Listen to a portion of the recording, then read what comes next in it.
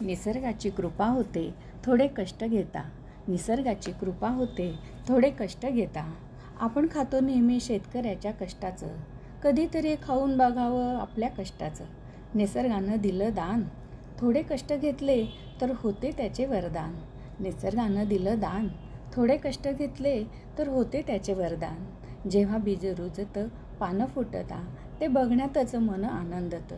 तेव्हा ते आपलं लेकरूचं वाटतं. जेव्हा ते हवेच्या झुळकेत डोलतं, ते पण आपला आनंद व्यक्त करतं.